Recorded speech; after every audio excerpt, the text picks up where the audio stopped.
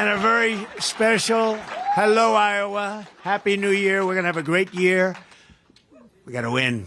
Got to win. We got to win. 9 days from now, the people of this state are going to cast the most important vote of your entire lives. I believe that. I believe that's the most important. I used to say it in 2016, and I'd say it very proudly and truthfully, and I meant it, but this is the most important because our country's going to hell. Like, nobody can believe what's happening to our country. When you look at what's going on, you read the news, even if it's fake news. I mean, they can't hide it. They can hide a little bit of it, but they can't hide. They really can't hide what's going on, including with the president. His performances are just terrible, just terrible. So sad to see. He represents our country so badly. We're in such trouble because of him. By delivering a massive victory in Iowa, you'll send a thundering message straight to crooked Joe Biden, the fake news media, and all the evil and sinister people trying to destroy our nation. They're trying to destroy our nation. Can only be the reason. With your vote for our campaign on Monday, January 15th, you will declare that we are going to take back our country. We're going to defeat Joe Biden. And we are going to, you probably haven't heard this phrase, make America great again. And it all starts right here in Iowa, 7 p.m. It's Martin Luther King Day. It's going to be a big day. And I'm coming to Iowa. We're going to be picking some nice location where you have a lot of people. And I'm going to caucus, okay? I'm going to caucus. That's how important it is. We have to do it, you know. And just don't go by the polls. The polls show that we're leading by so much. It's incredible. Nobody's ever seen numbers like this. But we have to get out there. Every one of us have to get out there because it really sends a message for November. And that's what we have to do. We have to beat the most corrupt, the worst president this country's ever had. He's the worst we've ever had. It's not even close. The happiest man around today is President Jimmy Carter because his administration, by comparison, was brilliant. I would say his administration was brilliant compared to Biden. So don't stay home. If you want to save America, each and every one of you go out and vote. You got to get out and vote. If you're a first-time caucus goer, you can learn how to caucus, and I'm going to have to learn too, by the way. I haven't done this before, but they're going to teach me. I'm a quick study, and so are you. I think everybody in this room, at least 94% of you, are quick studies. The other, we accept their votes also, right? But you can learn how to caucus and find your caucus location, which is often different than where you normally vote. So you got to remember that at ia.donaldjtrump.com. So you'll get it and you'll figure it out, and we'll figure it out all very quickly. I'll be figuring it out with you, but we'll get it. It's actually fun. You meet great people. It's something very nice about it, to be honest. It's who knows? If you're not married, maybe you'll meet somebody, the love of your life. You'll say, he was the greatest president. I met the love of my life. I was caucusing, and I met some beautiful guy or some beautiful person, woman, and we're going to appreciate it. We got to win this election. We're delighted to be joined today by some really fantastic people right from the beginning. State Senators Charlie McClintock. Where's Charlie? Charlie, thank you very much. And you know the story with Brad. I've told it so many times, but I say it again. He was the first one in the nation to endorse me. He endorsed me before I knew I was running. He endorsed me like 3 months before I said I'm running. And I kept saying, who's that guy, that senator from Iowa? Who is he? Who is he? And they say, his name's Brad Zahn, and he really likes you a lot. And he was a little earlier than me, but that's okay. And he was actually first in the country. Where is Brad? Where is Brad? He's around here someplace. Thank you, Brad. Thank you. We love Brad. Remember that name. I call him the Marlboro Man. I call him the Marlboro. Come here. Say something, Brad. Well, it's a really easy decision to make. I can tell you that this is an incredible person, and we need him more than any time. So I'm very proud to be the first person in the nation and proud to be with the 47th President of the United States. No, I'm telling you, He's the Marlboro man, Charlie, right? Doesn't it? Perfect. They could use him right now, just put him on a horse, but you're not allowed to do that anymore. Also, state representatives, Brad Sherman, fantastic, Brad. Thank you, Brad. Appreciate it very much. Heather Hora. Heather, where is Heather? Thank you. Thank you very much. And somebody that's been with me for a long time, right at the beginning, and he's been a real patriot, great guy, really a fantastic person, Acting Attorney General of the United States, Matt Whitaker.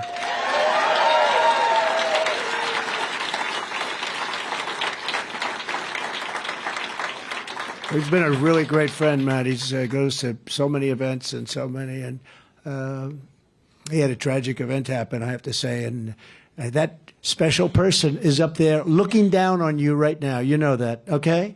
You know that, right? That's really something. But Matt has been a great friend. The stakes of this election could not be higher. Under crooked Joe Biden, our borders have been absolutely erased. Millions of illegal aliens are invading from all over the world, are invading. It's like a military invasion. It might as well be a military invasion. But they're invading our country. Our middle class is being crushed by Biden's crippling inflation. Violent criminals are running wild in Democrat-run cities. Go ahead. Why don't you sit down? That way the people in the back can see I'm trying to be nice. Thank you. We got to be. It's a great honor. Usually what happens is they sit down and then about a minute later they stand up again anyway. And it's okay. I consider it an honor. I appreciate it. Violent criminals are running wild in our Democrat-run cities while law enforcement has been weaponized against Christians and conservatives and people of faith like never before. We've never seen anything like this before. You know, this guy goes around and says, I'm a threat to democracy. No, he's a threat because he's incompetent. He's a threat to democracy. You know, you can be grossly incompetent and be a threat to democracy because he's got us into wars. We're in wars now. You look at the Middle East. Look at what happened in Ukraine. That would have never happened. These things would have never happened. Inflation would have never happened. The attack on Israel would never happen. The attack on Ukraine would never have. All these things would never have happened. Millions of people would be alive right now. Millions of people. Cities wouldn't be decimated, knocked down. You look at Ukraine with those towers, those gorgeous towers, ancient towers. They're all dead, gone. Can never be rebuilt. So many millions of, I think, the numbers are much bigger than what you're hearing. They knocked down an apartment house. These are big buildings, too. It's shocking how big they are. And they say 2 people were injured. No, people were killed. A lot of people were killed. The numbers are much bigger than you hear. It should have never happened. Most of the stuff, almost all of it. I can't think of anything that would have happened. We would have stopped all of it. And we did. And we had no inflation. Now you have inflation that's so bad, the worst, probably the worst we've ever had. China is threatening Taiwan. That'll be next. Iran is inches away from a nuclear bomb. When I was with Iran, they were broke. They were broke. I wouldn't let anybody buy oil. I said, look, I want to be good to them. I want to be nice. They can't have a nuclear weapon. They're, I guess, 31 days away from having a nuclear weapon. It becomes a much different negotiation, a much tougher negotiation. And it's so sad. This would have never happened. They would have had to deal with me within 1 week after the election. But that's the way it goes. We did great in that election. We got millions and millions more votes in that election than we did in 2016. Millions. We did much better than we did in 2016. I was told by the great John McLaughlin, who's around here someplace. I said, is John McLaughlin here? John McLaughlin, the great pollster, who's fantastic, and other pollsters said that there's no way if you get 63 million votes, the same as we got in 2016, there's no way you could be beat. And we beat it by millions. We got the most votes of any sitting president in history. And they say you lost by a whisker, just by a little bit. These people. But you know what? This will be the biggest event in the history of our country. We have to win this, but this will be much bigger than if we did it the more traditional way. And I think we're going to do it. I've never seen spirit like this. We didn't have this spirit in 2020 or 2016, and we had a lot of spirit. We had more spirit than anyone's ever seen, but it's not like it is now, including Iowa. You watch. You got to get out and vote. You got to get out and vote. And if you do, you'll see numbers as big as the numbers are being projected. You'll see numbers that are much bigger than that. For instance, Nikki Haley, give me a break, I know her well. I will never run against our president, she said. I will never, ever. He is a great president. I will not run. This went on for like 2 years. Then one day she's making a speech. I said, oh, that's nice. Ladies and gentlemen, I've decided to run. What's going on? What's wrong? And DeSantis was worse because he was dead until I endorsed him. And then he went up like a rocket ship and he won. And then I helped him get through the general election. And, you know, he was so far down in the primary that it was the other guy was measuring carpets in the State House. He actually sent people, please measure my bedroom. I want to put a brand new carpet there. And then I endorse this guy, and, you know, to me it's a bad seed. When something like that happens, it's a bad seed. So I got him in, and he went up like a rocket ship. One press of a little button, you know, with the button. Now, truth is much better. We all know that. But there was no truth then. Right now, we have truth, which is the best, right? But one press of a button, and all of a sudden, that election was over. He got the nomination. Then we got him past a very tough guy. They said he was going to be president someday.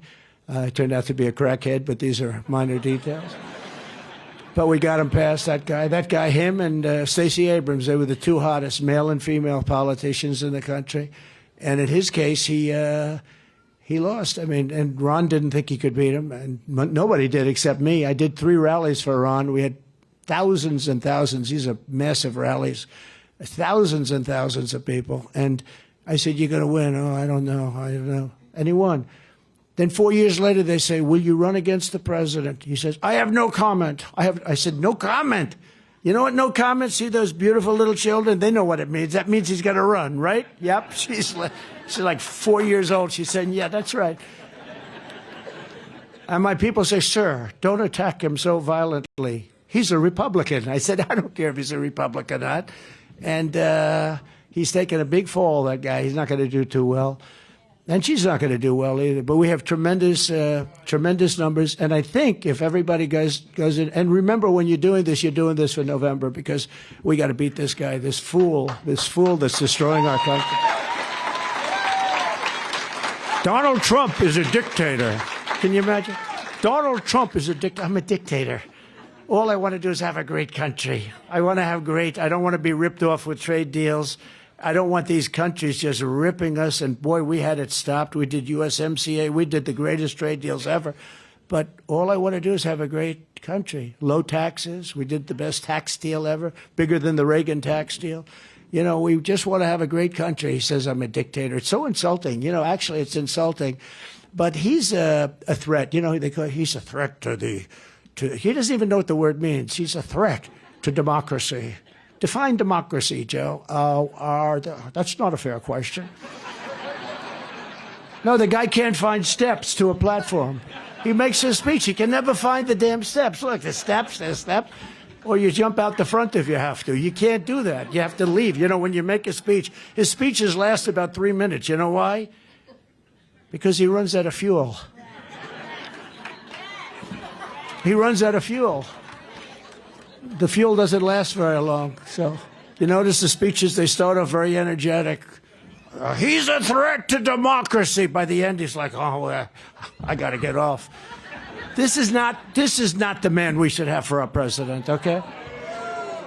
Our military has gone woke, our leaders, and I have to say leaders, because look, I defeated ISIS. Everybody said you couldn't do it. It would take 4 or 5 years, right?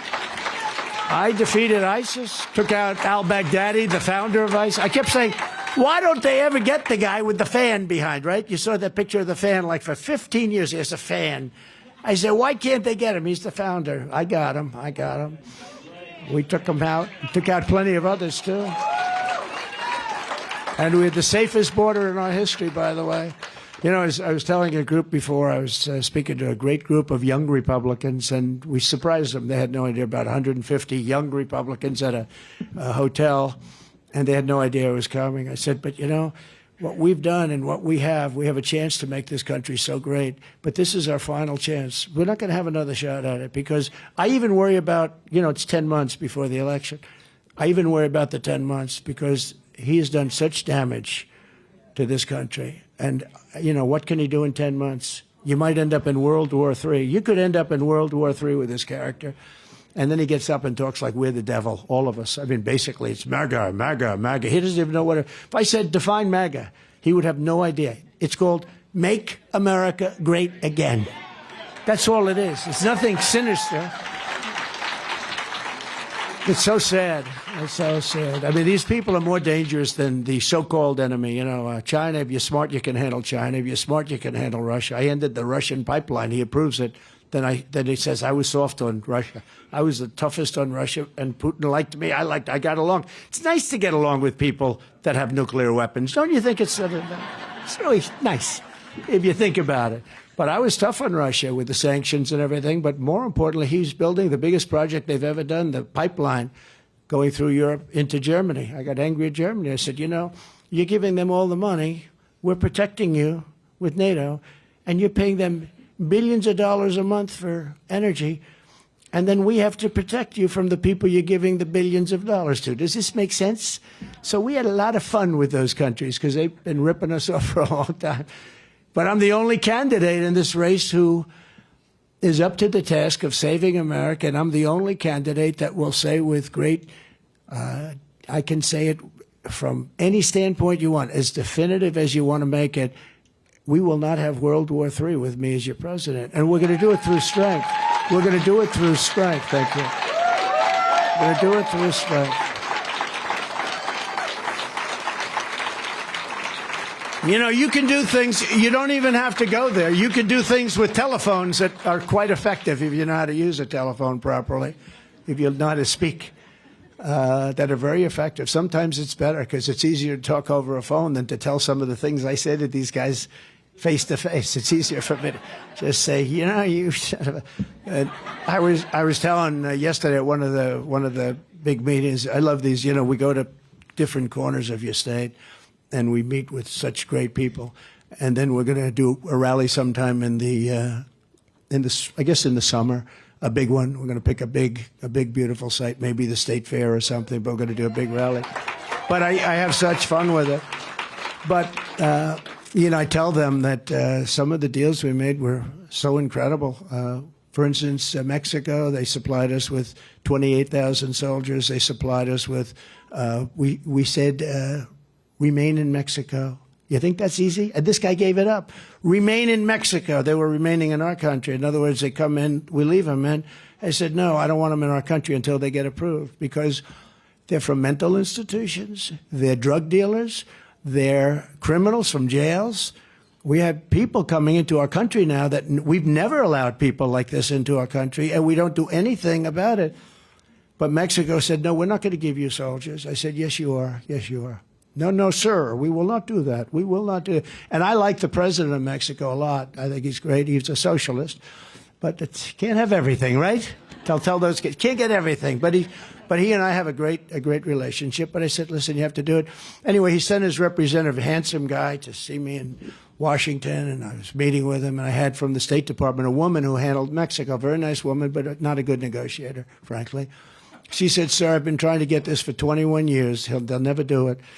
I said, well, I'm going to get it.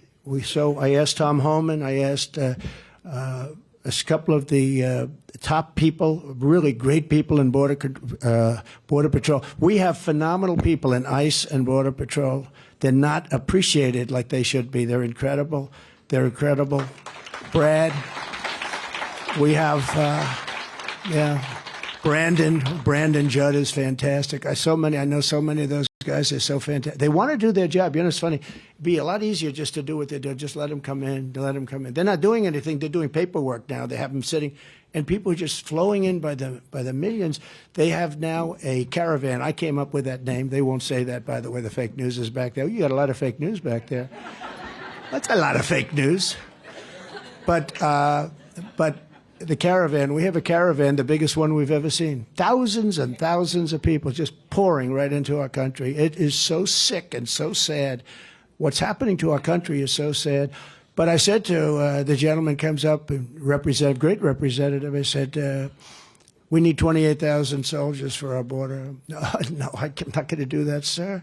Oh, no, I said, you are 100%. No, I'm not. He was confused because I kept telling him he was going to do it. Nobody had ever told him that before. He said, no, we won't do that, sir. I have no authorization to do that. I said, then you'll get it quickly, but you're going to do it 100%. He said, no, I'm not going to do it, sir. I said, you're going to do it. And also, I want it to remain in Mexico. In other words, we want a policy called remain in Mexico, not remain in the United States, and then nothing ever happens. And then we want another one, catch and release in Mexico. You know, we catch and release criminals, and we have them released into the United States and come back for your court case in 4 years. And only very, very stupid people come back because there is no court case, you know. There's no court case. So it's catch and release in Mexico and another 7 or 8 items that are impossible to get. So this guy keeps saying, no, we will not do that. We will not do that. And the person from the State Department, she was really good, but she said, sir, they're just not going to do it. I said, 100% they're going to do it. So at the end, I said, here's why you're going to do it. Because I have papers right in front of me and I'm signing. It was a Friday evening, late, like 4 o'clock, 4:30. Biden was sleeping. He was younger then. Biden was at his home in Delaware or wherever they may be, sleeping on top of the boxes that he shouldn't have taken out, right? See, I had the Presidential Records Act. I was allowed to take them out. He wasn't. He was not allowed to take the boxes out, but he sleeps on top. You know, he had his Corvette parked on top of him, right? He thinks the Corvette was such a great car. I wonder who gave him the Corvette, which country gave him the Corvette, right? But I said to him, no, you're going to do it because on Monday morning at 7 o'clock, I'm signing it right now, we're going to put a 25% tariff on every single thing that Mexico sends into this country, including all the cars that you stole out. You know, they stole about 32% of our, did you know that? They stole 32% over the years of our car manufacturing business. And then the unions, the people in the unions are voting for me. But you can't get the heads of, they're so wedded to the Democrats. I don't know, they have wonderful dinners together or something. It's so crazy. But they stole from the United Auto Workers about 32% of our car making. So they're a massive car manufacturer. They send the cars in. So I said on Monday morning, 7 o'clock, you have a 25% tariff on every single thing that you produce coming into this country, which is massive. That's far more than building the wall. And we're talking about, you know, remember Mexico's going to pay for it. Mexico paid for much more than that. There was no legal mechanism to get that, but there is a legal mechanism for them to put their soldiers all over the place and all these other things, which is actually much more money. So I said, it's going to be signed. I'm signing it now. At 7 o'clock, you pay 25% tariff or tax. You could call it whatever you want, very similar. And that takes place 7 o'clock on Monday morning. And you can call your president and tell him or not. Sir, may I be dismissed for just a short while? I would like to make that call. He comes back like in about 4 minutes. Sir, we would be proud to give you 28,000 soldiers. It would be a great honor. And we would be proud to have remain in Mexico. We would be proud. We would love to have. Do you ever see Tijuana? Tijuana had like 200,000 people in Tijuana. And nothing on the other side of the wall, because as I built the wall, it became very safe. That wall was great. Wouldn't have been my design choice, but that's what the Border Patrol wanted. They wanted steel. They wanted rail so you could see through. I wanted to put beautiful concrete plank, very nice. But they didn't want that because you do, you know, ideally you want to be able to see through. But they also need it because they have acids that can melt concrete. Do you believe this? These guys have everything. And steel is much tougher for them. So they wanted steel, they wanted concrete inside, 5,000-pound concrete inside, and then they wanted rebar. I said, I understand, it's tough. You know, you have all these different substances you have to go through. You can cut the steel, but then you can't cut the concrete. And we built them the wall. The panel on top is a no-climb panel. It's a stop climb. In other words, I didn't like it. I said, I don't like the panel on top, visually. They said, so that's an anti-climb provision. That makes it very hard for them to climb over the top. I said, okay, well, we'll put it in. I did everything they wanted, and we built. And wherever we had the wall, it just stopped. But then as you build the wall, it goes like this. They go like water. So it kept going further, and we ended up building a tremendous amount. But and then we were going to put up. This is when I got wise to them. I couldn't believe it because I thought it was just political talk. We built over 500 miles of wall, and I ordered 200 more miles because as you build it, it gets longer. They go around it. And when they came in after the terrible, terrible tragedy of that election, that was a tragedy. That was a tragedy. Look what's happened. So many people are dead now that wouldn't be dead. But you look at that tragedy. But so many, what's happened is we had all of this wall sitting there, very expensive, sitting on the ground, ready to be flipped up. It could have been done in a 3-week period, and they say, we don't want to do it.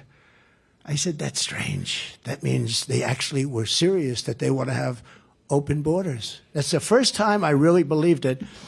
And now you see the result. Millions and millions of people. Last quarter, 300,000. That's larger than probably almost all of your cities in your state. 300,000 people over actually a 2-month period, less. A 2-month period, 300,000 people poured into our country. And nobody knows, most people have never even heard of the countries from where they came, all over Africa, all over Asia. They come from different parts of Europe. They come from the Middle East, a lot of people coming from the Middle East. And a lot of these people are young, strong men, military age. Isn't that shocking? We had 27,000 people, the last report, 27,000 people coming in from China between the ages of 20 and 25. That sounds a little suspicious, doesn't it? What this guy has done to this country, you have no idea. It's just horrible. And then he says that I'm bad for democracy. He's bad for democracy for another reason. He's incompetent. And when you're incompetent, you're bad for democracy. You're very bad for democracy. Since 2016, you and I have been in this battle side by side, and it's been a lot of the same people. I recognize the faces so well. Taking on the entire corrupt system in Washington like no one has ever done before. You know, this movement that we're all a part of very proudly, it's your movement more than mine, but this movement is the biggest movement in the history of our country by far. You know, you look at a politician and every once in a while they'll go to Iowa, they'll go to New Hampshire. By the way, I kept you first in the nation.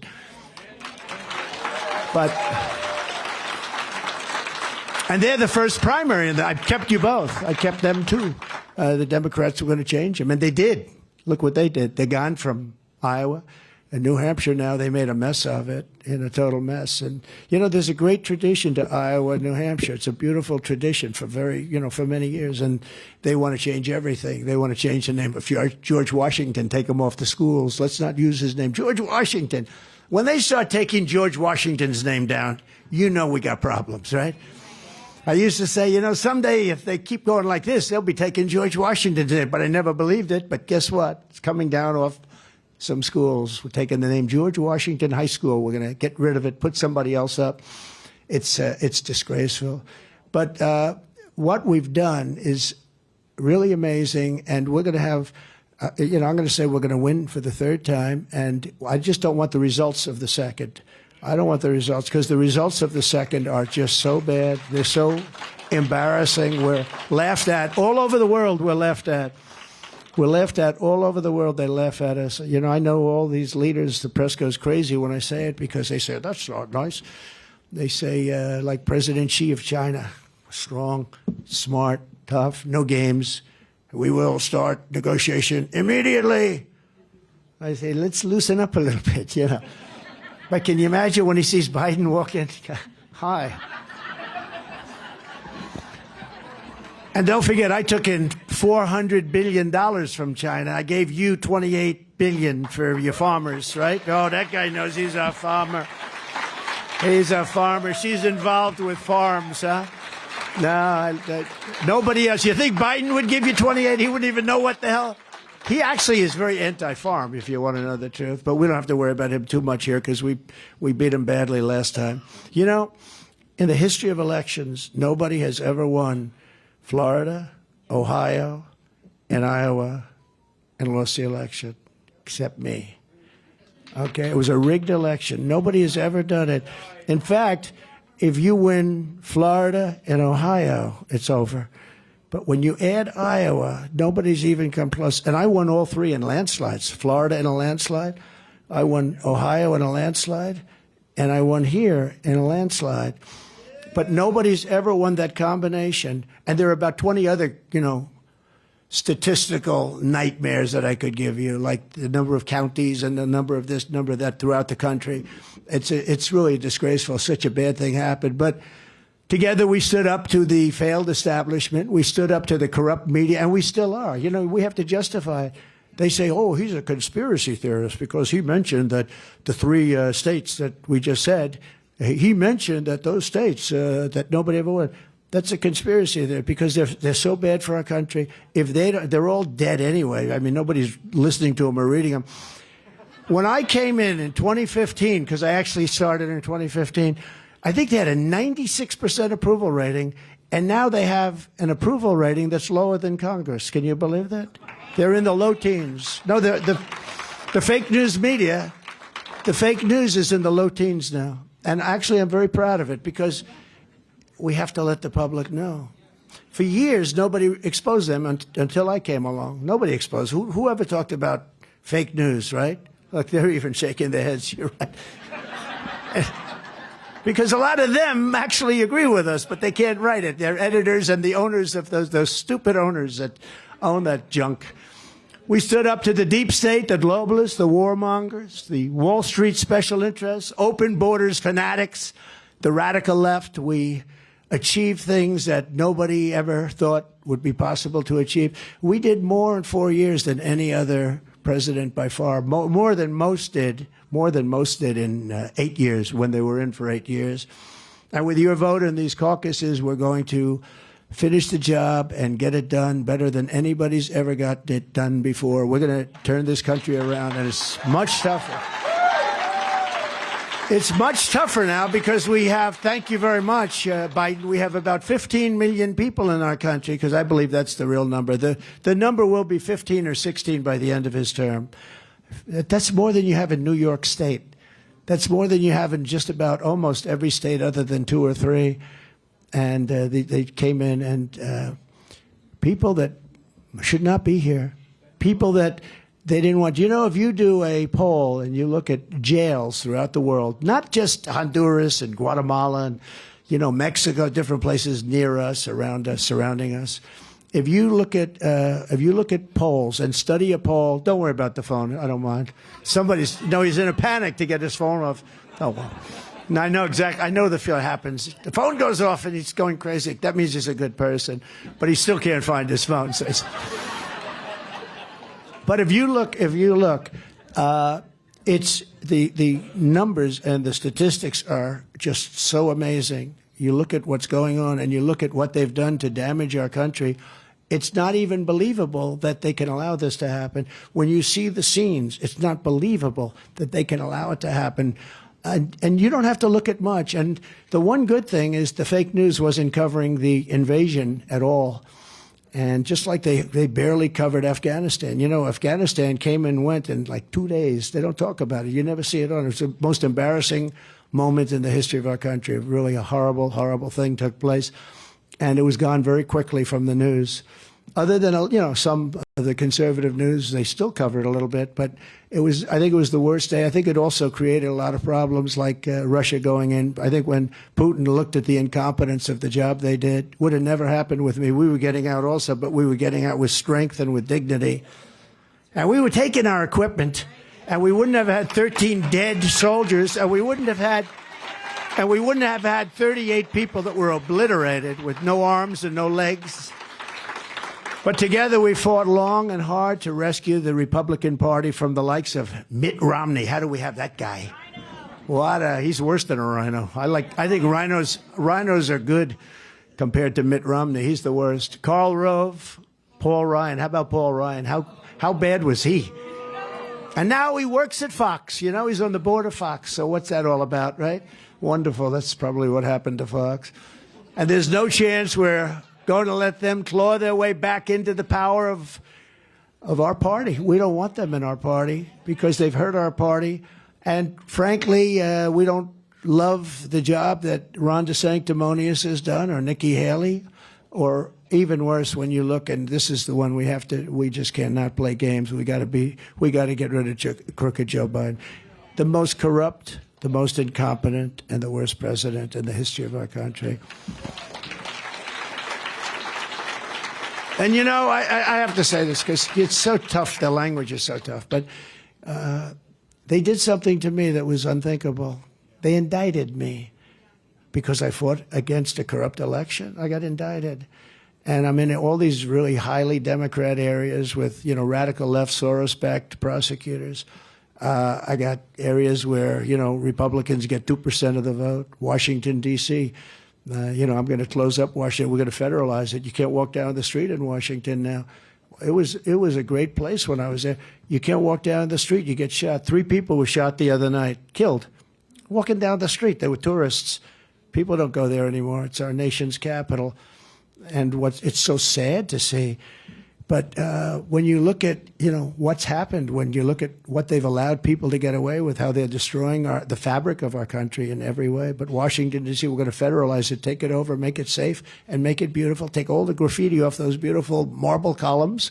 You see these gorgeous marble columns, and then you see a swastika on the marble column. And we're going to get rid of all of that stuff, and we're going to take it over, and we're going to have a capital that's going to be just incredible, as it should be. And some people are, people that are against that don't love our country very much. But you can't walk down the street anymore. People that work there are afraid to stay there anymore. Our country is dying, and there's no time to waste for your vote. You have to get rid of these establishment career politicians that have sold you down the river. We have great people. By the way, we also have great people in Washington. We have great people in our military. I took out ISIS in 4 months. We have great, great people. I met some warrior generals they could beat anyone. The people that took out ISIS were unbelievable. Raisin Cain, you know that story, right? General Raisin Cain. We love Raisin Cain, but I said, what's your name? Cain, sir. Oh, what's your first name? Well, they called me Raisin. I said, wait a minute. Your name is Raisin Cain? I love you, General. That's what I'm looking for. I'm not looking for these stiffs that you see on television. Oh, I'm so ashamed. I walked down to the church with the president, and he held the Bible. They attacked that church. That church was on fire the day before. And it got very lucky. We authorized it. They built a fireproof. The area of that church was built along with the White House. And it's amazing. 2 weeks before that, they completed the job of fireproofing the basement of the church. They started a fire in the basement, and it didn't spread because of the fireproofing. But it got very badly damaged. But it didn't spread because she's clapping. It's true, right? And it was sort of luck, I guess. But I went down. I held the Bible high. And Millie said, oh, I shouldn't have walked with the... No, he should have walked with the president. He should have been proud to walk with the president. That was the end of him. And the other thing, I love studying if you take a look, the wars, I don't know what it is. The Civil War was so fascinating, so horrible. It was so horrible, but so fascinating. It was, I don't know, it was just different. I just find it, I'm so attracted to seeing it. So many mistakes were made. See, there was something I think could have been negotiated, to be honest with you. I think you could have negotiated that. All the people died. So many people died. That was the disaster. If you got hit by a bullet in the leg, you were essentially going to die or lose the leg. That's why you had so many people, no legs, no arms. If you got hit in the arm or the leg, it meant you were up because the infection, gangrene. It was just such a, sort of a horrible time. But I was thinking to myself, because I was reading something, and I said, this is something that could have been negotiated. It was just for all those people to die, and they died viciously. That was a vicious, vicious war. And in many ways, look, there's nothing nice about it. But boy, that was a tough one for our country. But I think it's, Abraham Lincoln. Of course, if you negotiated it, you probably wouldn't even know who Abraham Lincoln was. He would have been president, but he would have been president. And he wouldn't have been the Abraham Lincoln. Would have been different, but that would have been okay. It would have been a thing that, and I know it very well. I know the whole process that they went through, and they just couldn't get along. And that would have been something that could have been negotiated, and they wouldn't have had that problem. But it was a hell of a time. And you think of it today, I would have absolutely stopped Putin. He would have never gone in. And he didn't. For 4 years he didn't. There was never even a thought of it going in. And that was the apple of his eye. He would tell me. We would talk. That was the apple of his eye, but there was no way he was going to go in. I told him, you can't go in. You go in, bad things are going to happen. And he would have never gone in. Plus, oil prices were so low that he wasn't going to be able to go in and wouldn't have been able to afford it. As soon as I got out, oil spiked up to $100 a barrel. And all of a sudden, he's making a fortune, and he saw the incompetence of Afghanistan, and he said, wow, these people are incompetent. I guess I'll go in.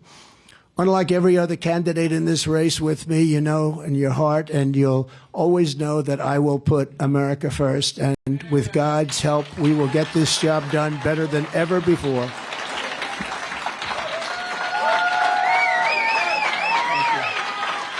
Thank you. Thank you.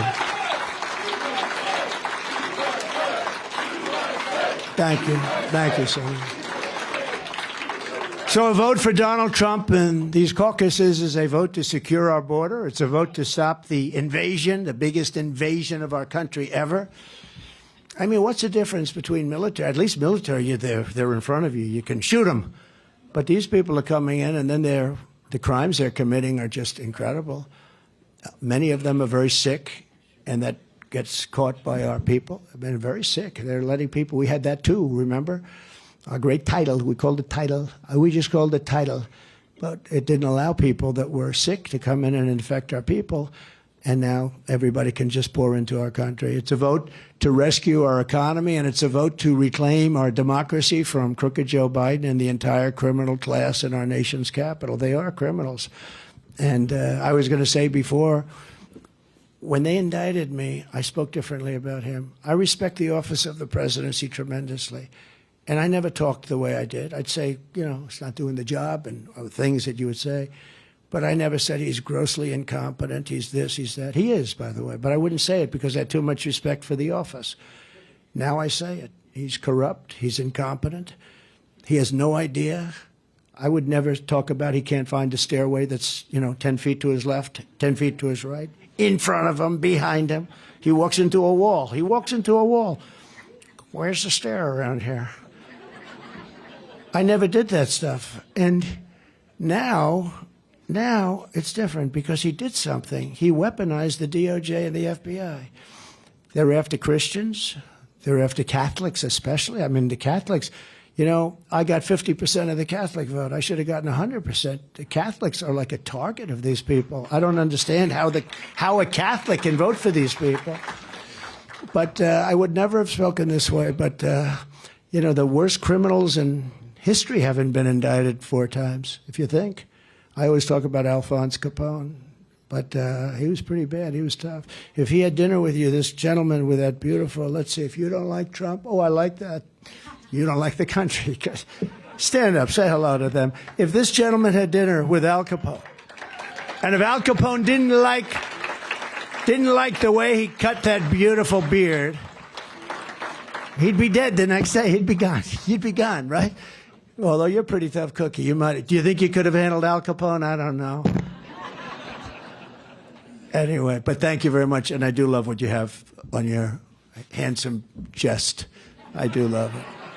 They come up with some beautiful slogans that I'm very honored by, actually. But the biggest criminals in the world weren't indicted 4 times. They were indicting me so fast. And my poll numbers were going up through the roof.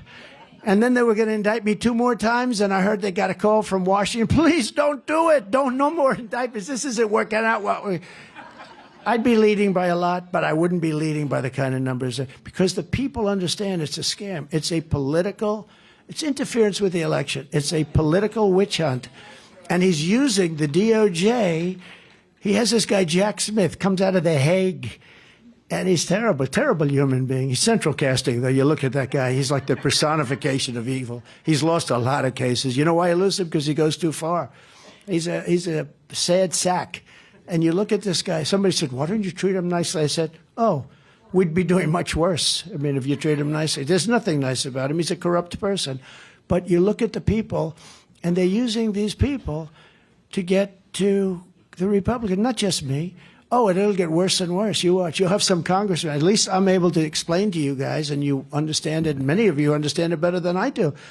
But you'll have some congressmen get a subpoena from the federal government to show up before a grand jury, and the word gets out, he's destroyed. He can't, even if he's totally innocent. But they'll go after our congressmen. They'll go after our senators. That's what they're doing. They've weaponized government like never before.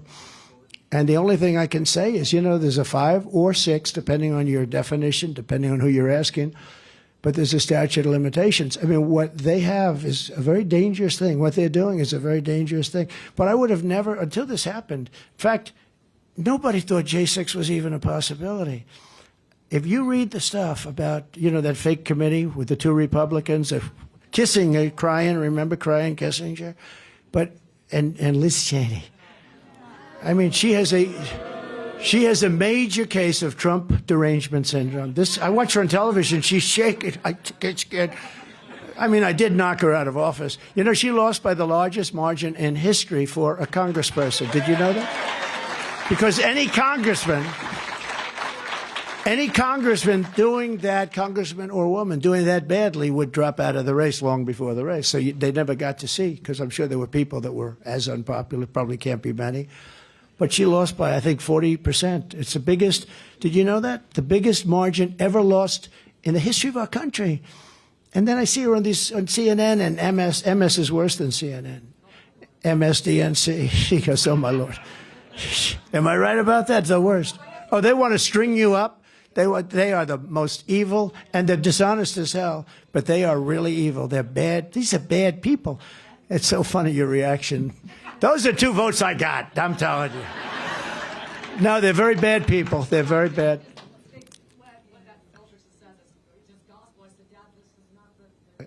No. Well, it's not, but it's a shame. I'll give you an example. I have a son, Don, who's a very good guy, and he's become hardened, very hardened, because he went down to Washington and he wanted to help and, help like negotiate some deals for the country with Mexico, with Canada. Love to gets involved in Russia. He had nothing to do with Russia. Now think of it. Just put yourselves, you have a son, you love your son, you love your kids. I have my son go down and he wants to help the country. He didn't want money, he didn't want anything, just wants to help the country. Same thing with Eric. How about Ivanka? Ivanka just wanted to help people get jobs. I said, I'll put you in the United Nations and you'll be ambassador and you will be better than anybody that's ever been there, 10 times better than Nikki Haley was. Ivanka would be the star of all stars. She said, Dad, I don't want to do that. I want to keep doing what I'm doing. You know what she did? She went around to see companies to get people jobs, get Walmart, to hire people. And hundreds of thousands of people were hired because of her. It's sort of not glamorous. The other would have been very glamorous, would have been so perfect for her. She would have owned the world, okay? If I put her there, she would have been so perfect for that job. We would have had everybody, because she's great, smart. She got the whole package. But she wanted to help people, and they would go after her. It's just so sad. But they went after Don. So think of this. Don spent many hours in a federal grand jury and before Congress and all the different things. And Adam Shifty Schiff, bad guy, no dummy. These are not dumb people. But Adam Shifty Schiff would come out of a meeting that's supposed to be secret. He'd have a lot of press there because they're talking about us. I'll never forget it, because Russia turned out to be a hoax that they now all admit. It's now admitted times, they all admit it. It was a hoax. It was a made-up, fictional thing. And Adam Shifty Schiff comes out and said, looked right at the microphones. They're all piled up here, all these mics all over this press, all over. Donald Trump Jr. will go to prison for what he's done with Russia. Now, he knows it's a con. He's the one that created it, along with crooked Hillary Clinton and the others, right? Right? So he knows it's a con, Brad. He knows it's a con. They made it up, and it was really made up short term. It was supposed to be the reason that she lost was Russia. And they thought it would be a 24-hour deal, and but of course the fake news wouldn't give it up, even though they knew it was bullshit. Okay, they knew it was bullshit. They wouldn't give it up.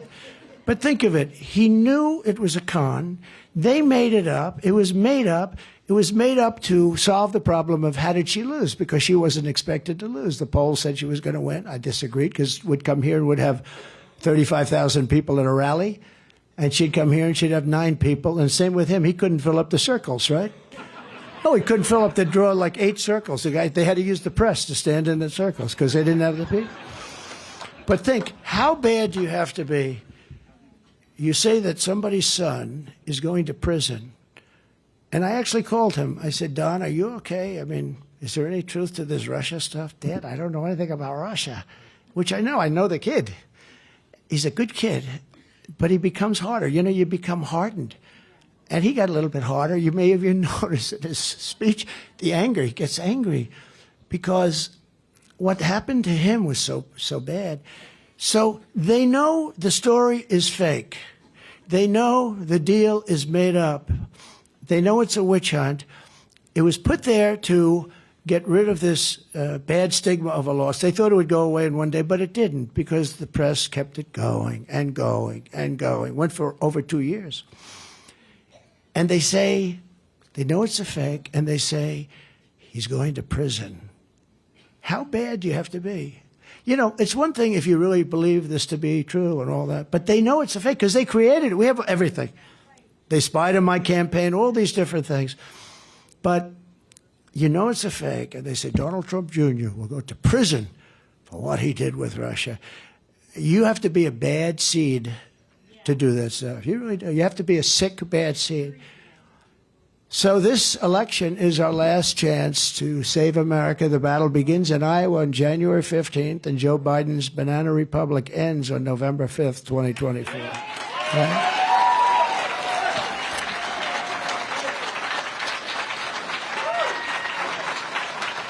Never told that one. That's true. Good. You made a good choice. I like that couple. Thank you very much.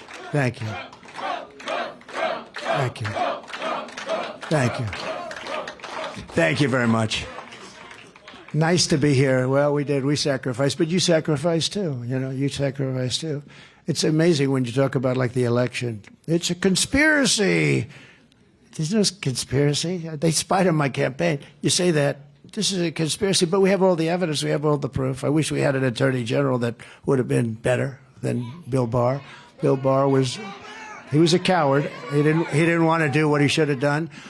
And you know, it's okay in a certain way, because nobody thought that you should ever do it. You rip the country apart when you get into that stuff. Nobody's ever done that except this guy. This guy, because he can't talk, can't put sentences together. He has no idea what's going on, and it's probably the only way they can win, I guess. But I don't think that's going to win. And so far, you know, let's put it this way. I think in history, I'm probably the only guy that ever got indicted 4 times whose poll numbers went through the roof. You know, usually if you get indicted, here's what happens. You go to the mic. I have decided to resign from office today, and I am going back to my family, and I will fight for my name. That's the last you ever hear of the poor guy, right? This is about 100% of the time when they get indicted. They get indicted all the time. Matt understands this. He was probably after some, but he was easy. You know, you have to be reasonable with that stuff. It's a very powerful thing. You know, in a way, the prosecutors are the most powerful people in the country. If you ever think about it, I sometimes see like 6 prosecutors, and I see some big politicians. The prosecutors are more powerful than the politicians. And they have to use that very judiciously. You don't have a country anymore. But they didn't use that in this case, because in my case, they went after me. And they would have done it more, except it's backfired. It's backfired. And if I didn't run, or if I was in 5th place or something, I would have had no indictments. This is all political stuff, including the women's stuff. The Bergdorf Goodman. I meet a woman outside of Bergdorf Goodman. I took her upstairs to a changing booth. It was all made up. And you know who's financing it? Reid Hoffman, their #1 political donor. Reid Hoffman, big fat slob. And I never use the word fat, not even with Christie. In fact, with Christie, but this guy I'll call a fat slob, because he's worse than Christie. He's worse than Christie. He's a slob. Remember with Christie, I'd say, please, sir, do not call him a fat slob. Some guy says very lowly, he's a fat slob, sir. I said, do not use the word fat. He is not a fat slob. You know, in front of 10,000 people, I'm saying, he is not a fat slob. I came to his defense. But no, this guy's bad news, Reid Hoffman.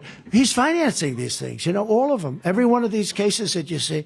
I met a woman in front of Bergdorf Goodman, took her up to a changing booth right outside where the cash register is. This is New York City. Why didn't you scream? I was in trauma. But if you saw her interview with Anderson Cooper, you would see, wow, that was And she answered some questions, and he said, "We're going to commercial right away." And then he comes, you saw this, and then he comes back from the commercial, and she's 100%. She's just doing what they want her to do. We're in a very dangerous time. We're in a very, very dangerous time. And I had a lawyer, by the way, that said to me, and he was a good lawyer, he's fine. He did the wrong thing, I thought. He said, "Sir, don't go to this trial. It's beneath you. There's no evidence." You know, this thing took place like 30 years ago. She didn't even know. She didn't know the year, the month. She didn't know anything. So long ago. And I have buildings surrounding Bergdorf Goodman. You know, you don't go into a changing booth. You wouldn't do that. You don't do anything. I have buildings surrounding it. I took her into a changing booth. Just think about how horrible this is. And it started because she wrote a book and she put a chapter in about this. And somebody called me and said, "Is this true?" I said, "No, it's not true." They said, "Is she a liar?" "Yeah, she's a liar." That was it. Then I got sued for libel, for calling her a liar. So you can't, you know, if you even defend yourself. But my lawyer said, "Sir, you should not be there. This is way, way below you, sir. The President of the United States, this is way below you." I said, "Yeah, but it doesn't look good. You have a jury. If I don't go there, they're there. If you don't go," I sort of felt I should be there. He said, "Sir, you shouldn't be there. This trial is bullshit." He used that term. He said, "You should not be there, sir. This is beneath you." That's the term he used, beneath. So I didn't go there, and they found me not guilty of the one charge, the big charge, but guilty of stuff. I never met this, I never saw this woman, except 25 years ago, there's a picture of her and her husband, who was a nice guy. He was a newscaster. He was an African American, and she called him an ape in her book. And the judge, who's radical left, and a Clinton judge, radical left, said you're not allowed to use that in the trial. And other things. They had a dress like Monica Lewinsky. They said, "We have a dress." So I said, "All right, use it." It's sort of gross, right? Use it. Because I didn't do anything. I never saw this woman, other than they have a picture standing on a reception line where it's a celebrity. I'm shaking hands or something with hundreds and hundreds of people. That's the only picture they have. They said, "So the dress." So I said, you know, use it. Something never happened, and you say, "We have to go through this." I said, "Use the dress." And the judge wouldn't allow it. It turned out there was nothing in the dress. The judge wouldn't allow it because he knew that there was nothing on the dress. Because the judge is a radical Democrat in New York. And so you go through it. And I continue to go through it. And now I have to pay her money, a woman that I have no idea who the hell she is. No idea. And they do it for election interference. But Reid Hoffman is the guy that's funding the whole thing. And he's the big political, he happens to be funding somebody named Nikki Haley also. By the way, you got to put that in your head. Did you know that? No. Look, she's going like, she's being funded by Reid Hoffman too. With your help, we're going to bring our country back from hell, because our country's in hell right now. Victory cannot come soon enough as we speak. The last remnants of our open border, and it's an open, broken border like nobody's ever seen in a third world country. No third world country would have a border like this. They'd fight them with sticks and stones if they had to. It's crumbling into rubble. Millions of people are storming the United States in the largest illegal mass migration in the history of the world. There's never been, you'd look at the pictures, there's never been a migration like that. There's never been an invasion like that. Hundreds of thousands of people on a quarterly basis, and tough people, tough people. They had some prisoners from the Congo the other night. Where do you come from, the Congo? Where were you? We were in prison. Why? Murder. Oh. And if you look at the population, the prison population all over the world, it's at the lowest number. They say, I don't know, I just read the stuff. But it makes sense because these, dictators and presidents and prime ministers, they're all smart. They're all cunning people. I'd do it. They're bringing them up to our border. They're getting rid of them. They're putting them into our country. They're in our country. Their prisons are emptying out. Many of them are totally empty. They're taking MS-13, the toughest gang members, anywhere in the world. They make our gang members look like the nicest guys. You want to take them home and introduce them to your daughter. They make our gang members look like sweethearts, right? And their prisons are emptying out. Their mental institutions are. Do you know what these countries are saving? There was an article in the paper the other day about a psychiatrist a couple of months ago, and he's sitting reading a paper at a desk, a very plain desk, plain chair. Nice guy. He said, look, I used to work 25 hours a day. I worked all the time. That's all I did. But now I don't have anybody to work with because they've all gone to the United States. He was a psychiatrist, I guess, or whatever. And he was saying this hospital was loaded with people. But now we don't have those people anymore. They said, where are they? Oh, they're in the United States. Now, do you know what that's saving countries? Same thing with the jails. And terrorists are coming in also. What they're doing to our country is not, it's when you talk about insurrection, what they're doing, that's the real deal. That's the real deal, not patriotically and peacefully. Peacefully and patriotically. You ever see Maxine Waters talk about the Republic? You go in there and you whack them. It makes you sick. Ron DeSanctimonious, Nikki Haley, and the rest of the pack will never do what it takes to secure the border because they're owned by big money Wall Street establishment owners. Now, Ron's lost most of them because he's failed. You know, Fox gave up on him. That was the end of him. They realize you need a little personality to do this stuff. It helps to have a little personality. It helps when you don't have to use it. So far, I've used the teleprompter about 14. But isn't it better this way? I could read that teleprompter all day long. Biden can't even read the teleprompter. The other day, Matt, he's given a thing. He's a news conference because he hasn't had one in about 6 years or something. Can't have it. You can't have a news. So he picks he goes, Bill from NBC, over here. So the guy asked him a very simple question, like about vanilla ice cream. But then they actually asked him a question about a border or something. So he goes, they ask him a question, Bill from NBC, they ask him a question. The border is very strong. It's very normal. And things are going very well on the border. Oh, thank you very much for the news conference. Thank you. And then he walks into a wall. But this is what we have as our president. We're going to end up in World War III. We're going to end up in a depression. I'll tell you, if I'm not elected, I think we're going to end up in a depression like in 1929. Because, you know, if you ever notice, every time like all the polls now say that I'm beating him, but you'd almost say, who wouldn't? This beautiful child, this young man, how old is he, 3? I would vote for him over Biden because he's more intelligent. Look, the kid's 3 years old. He's got better judgment. You ever hear some of the people in Obama administration, Secretary of State, different people, and others, many others, they say there's never been anybody worse on foreign policy decisions. And I see it. You know, we're stuck in that whole thing with Ukraine. Very tough war to win. The one's a war machine, the other one's not. And very, very tough to win. And they say, we will not leave until there's total victory. It's not happening that way, is it? You know how you know it's not? Because they don't cover it anymore in the fake news. You know, if they were doing well, they'd be covering it. So you sort of know that way. But just as I said, one of the biggest donors to Nikki Haley's super PAC is the same guy, Reid Hoffman. He's a ultra-left rich guy, billionaire, who's one of the Democrat Party's top funders. He's also a funder for Nikki Haley. How do you answer that, Nikki? Well, and they're trying to stop Trump. So what they want to do is they'd much rather run against DeSanctimonious or Nikki, but they're the party of disinformation, and they're great at it.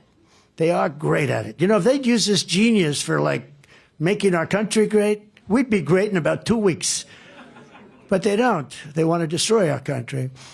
But they're always saying, we want to run against Trump. You know, you have a 50-point lead. So they say, you know, from the standpoint of the national polls, I mean, I think I have a 60-point lead or something like that, beating her by 55 points in South Carolina, where she comes from. But they don't want to run against me. Ask them, how did they do in 2016? And then other than their cheating, we killed them in 2020. They don't want to run against me. They want to run against, and I'm the one that's beating them in the polls. There's some narrative out there, oh, she's going to, no. And the same thing that happens to me is going to happen to them, just so you understand.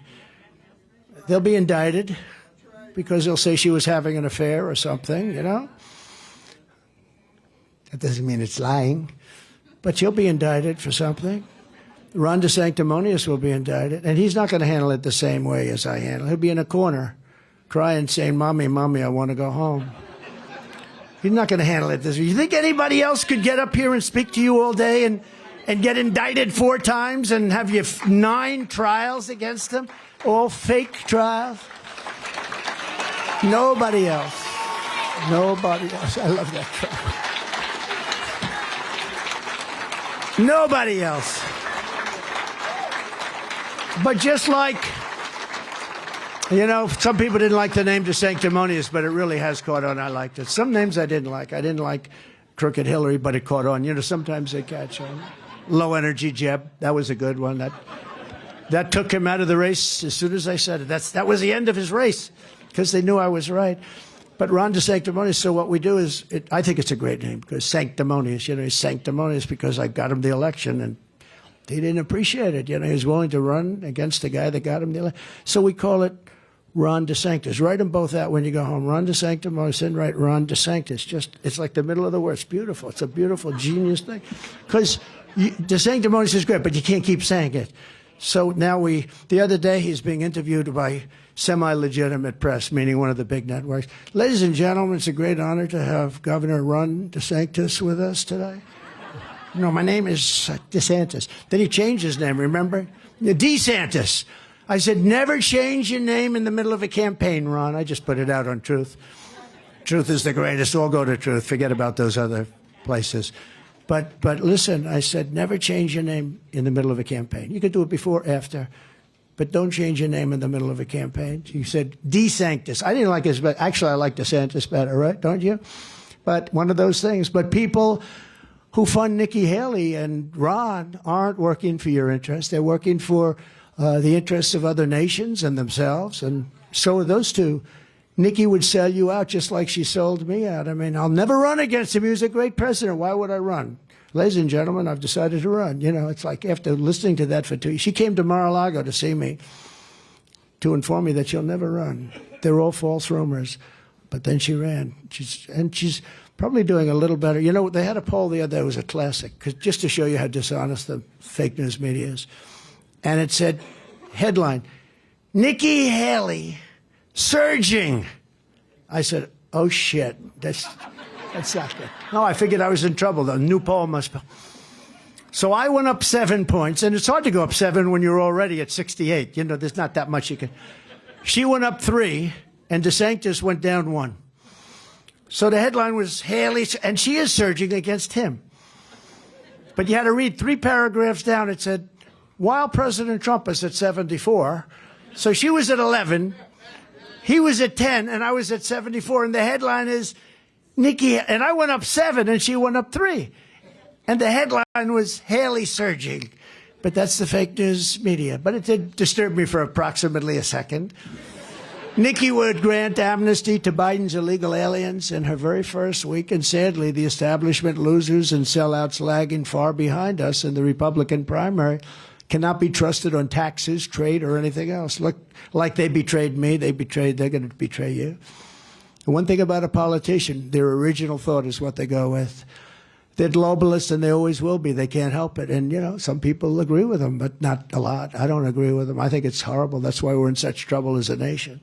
And I want to help other countries. I'll keep them out of wars. I'll threaten them. I'll do threats. I'll do whatever you have to do. Like I did with Macron, with the wine and the champagne. I'll do whatever you have to do. They were going to put a big tax. You know that story. We're going to put a big tax. I told it yesterday. And it's funny. They're good stories because you can do so much without even doing anything. For 2 months, my people worked on it. They couldn't get him to stop. Top people. But they couldn't get it. He was going to tax all American companies doing business in France. Emmanuel, who was a nice guy, you know, but he likes France, and I like the USA. You can't blame him, and you can't blame me.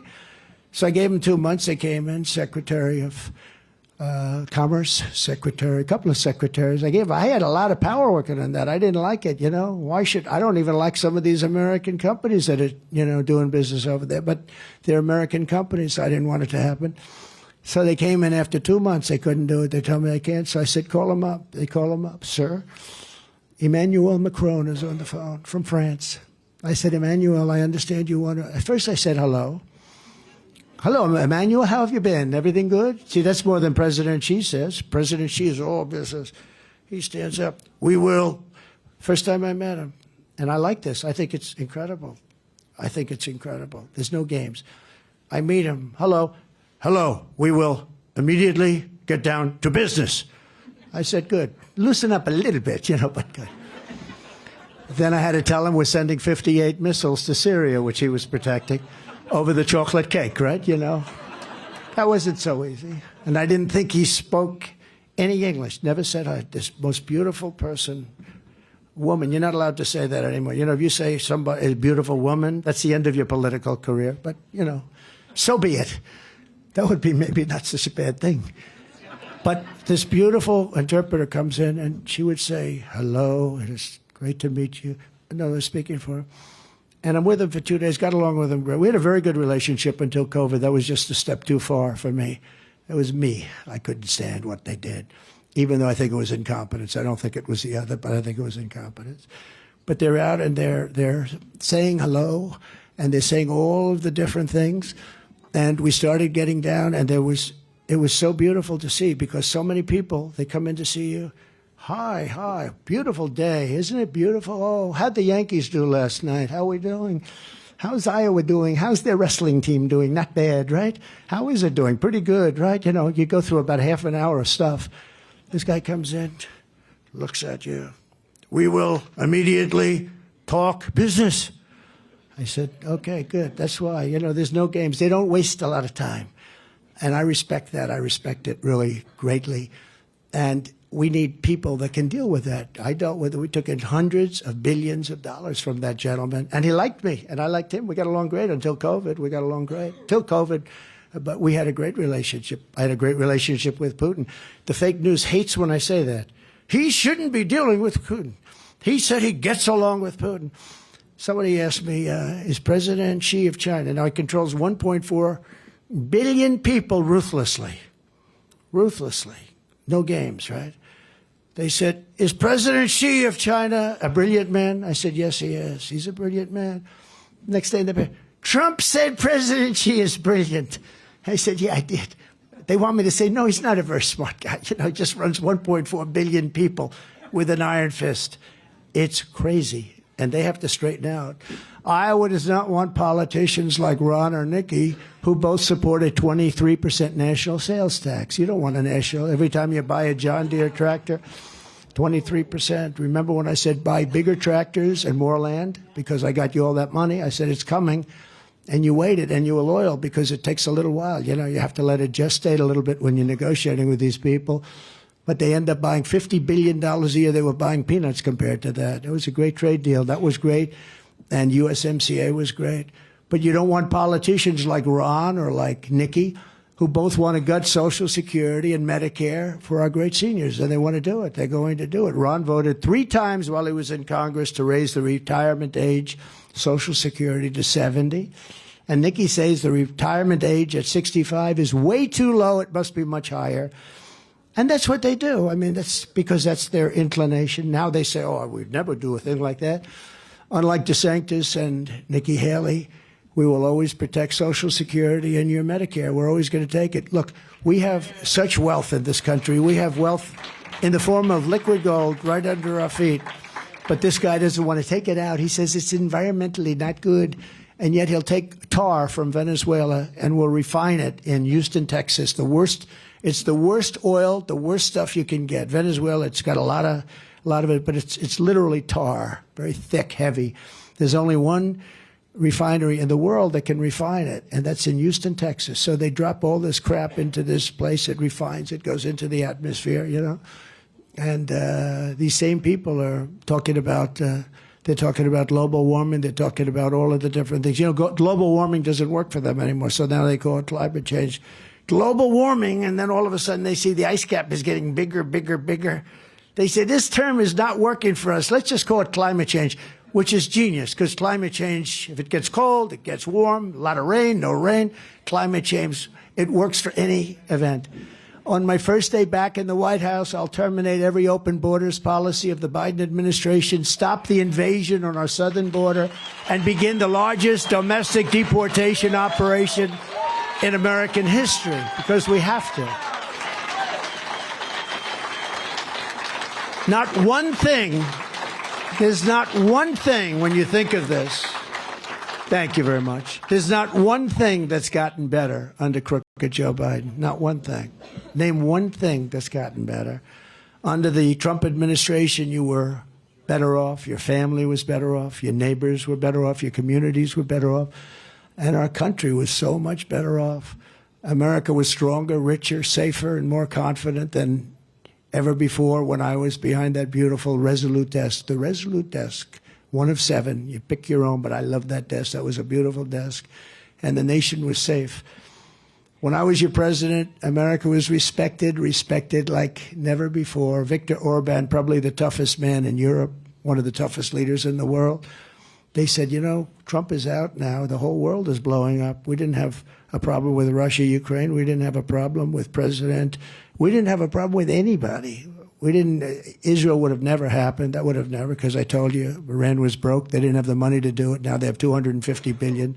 $250 billion, not including the $6 billion that they were paid for 5 hostages. $6 billion they got for 5 hostages. And they got $10 billion on top of that for the electricity going to Iraq. You know, we released another $10 billion. But that's peanuts compared. They're making so much money with the oil. And we have, remember this, we have more than anybody. We were going to make so much money. We didn't have to go after Social Security, and we didn't have to go after Medicare and all of the other things. We were going to make so much money. We have bigger, think of this, bigger than Saudi Arabia, bigger than Russia. And I got Anwar, Alaska, approved that Ronald Reagan couldn't do. He tried like hell. He couldn't do it. He couldn't get it approved. Anwar is the biggest, probably the biggest find in the world. I think bigger than Saudi Arabia, they say. I got it approved. And in his first week in office, Biden ended it. But we'll get it approved again. And the people of Alaska, but it's not the people in Alaska, this country, with the money that we would make. You know, when you ask, like in Saudi Arabia, when I'm there, I think they're terrific people, actually. We've lost Saudi Arabia to China. I mean, who would think that? But we've essentially lost Saudi Arabia to China because of stupidity, stupid people. It's an impossibility to even think about it. But when you ask them, like they bought 100 Boeing 777s, it's a big wide-body jet, I say, how did you finance that? Finance? They didn't know what the word finance meant. Finance? We have cash. When they do projects, massive projects, they have all cash, they have oil. We have more oil than they do. We were going to pay off our debt. We were all started. We were ready to rock. You know, we were filling up the strategic reserve, which he, by the way, has brought now down to the lowest level in history. It's the lowest. These are these massive salt mines under different states, mostly Louisiana.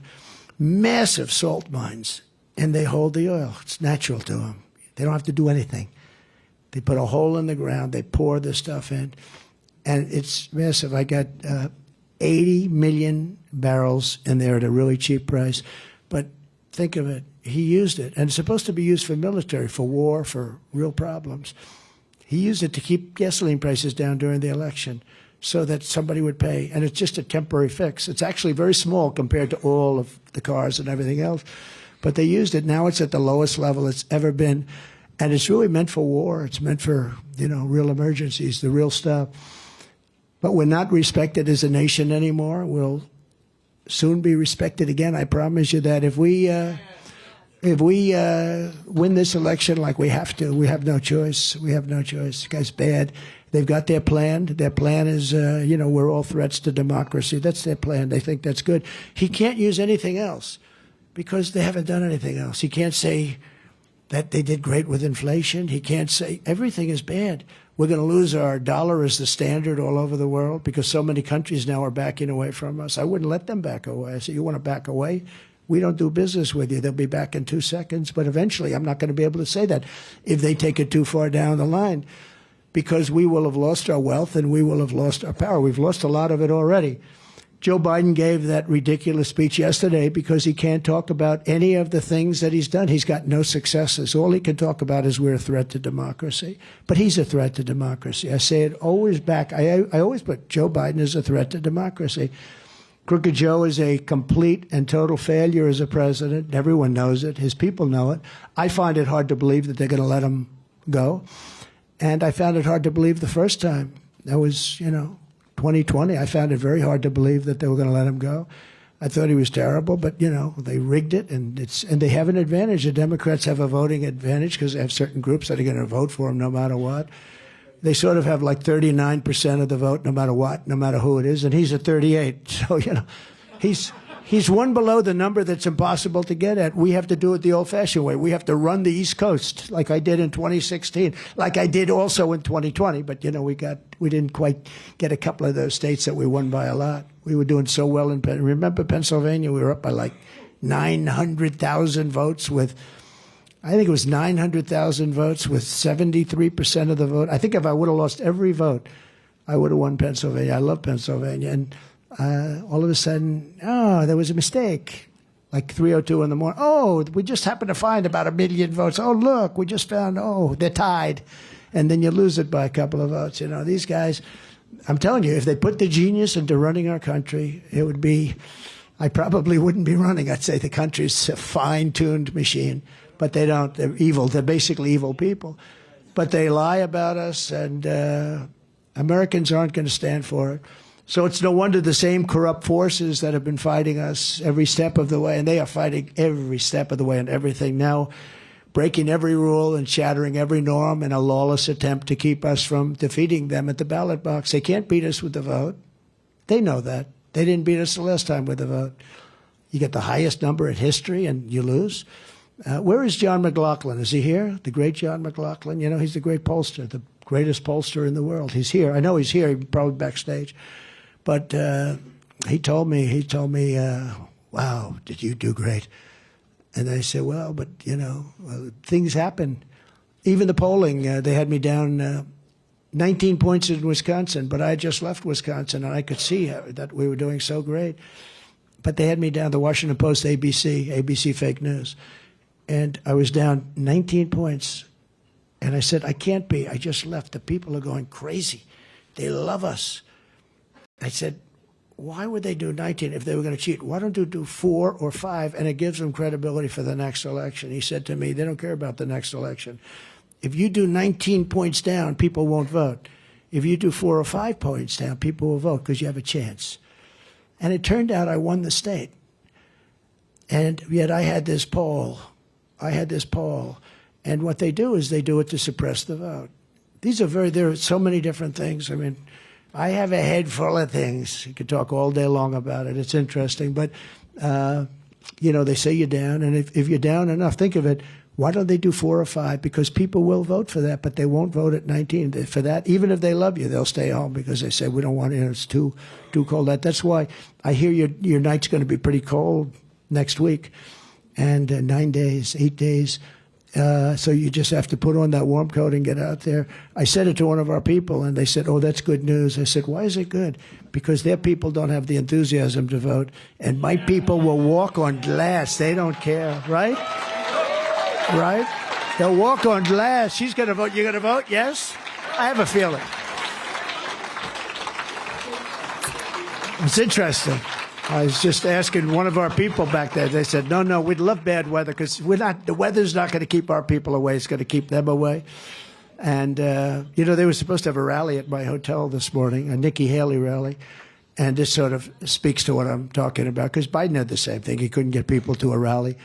So they were going to have a rally so that when I walked out of the hotel, they have, we love Haley, we love Haley. You know how many people showed up? One person. Secret Service said, sir, there could be a rally tomorrow morning. Nikki Haley's organized a rally at the front entrance to your hotel, so when you come out, it could get a little nasty. Oh, good. It's all right. I walk out, how's the rally? They said, we don't see anybody.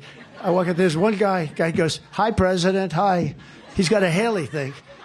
Hi, President. I said, vote for me. I said, I think he's going to vote for me, actually. No, so there's no enthusiasm.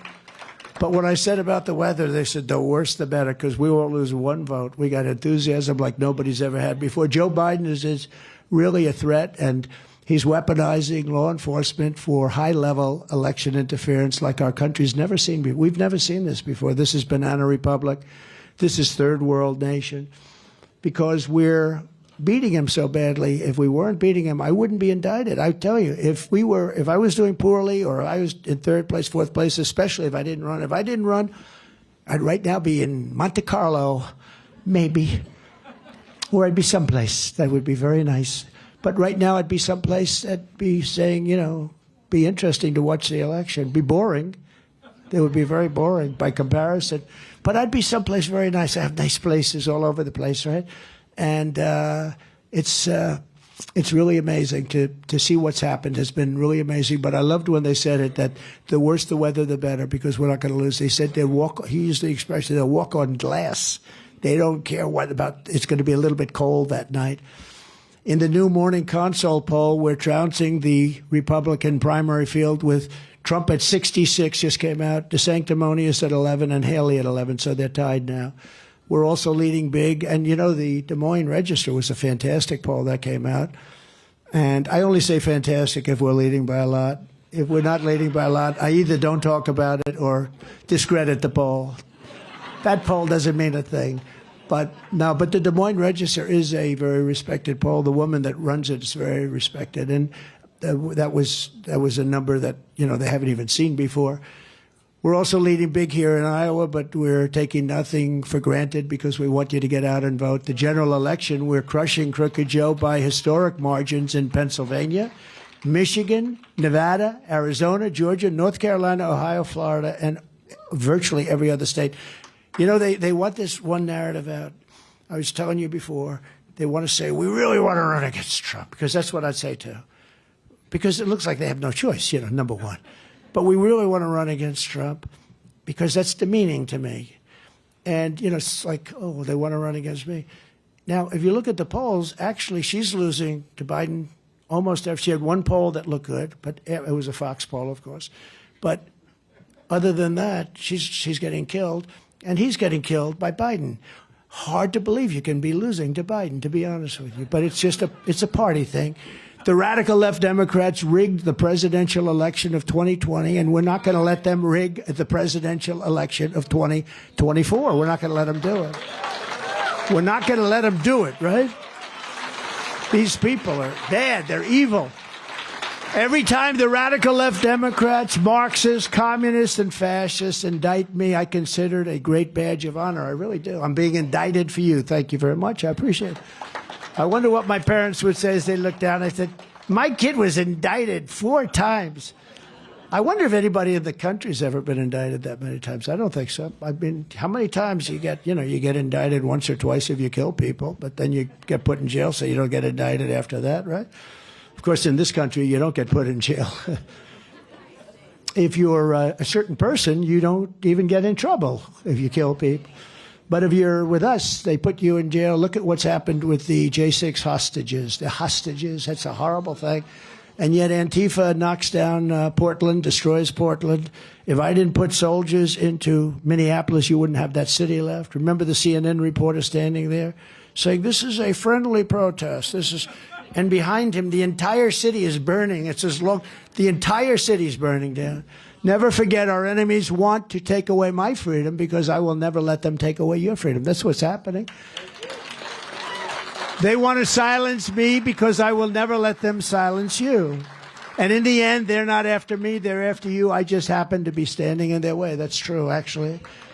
But this is far more than a campaign. This is the greatest political movement in the history of our country. Maybe in the history of the world, but let's just take our country. That's okay. Together, we ended the NAFTA disaster where you were getting ripped off, and especially the farmers in Iowa. That was a horrible thing. And you know why I know that USMCA is so good? Because they're trying, Canada and Mexico are trying desperately to renegotiate the deal. So don't do it. They shouldn't do it. But it's the best trade deal, they say, ever made. Actually, the deal I made with China might even be better. And I made a great deal with Japan. I had to break a deal with Abe.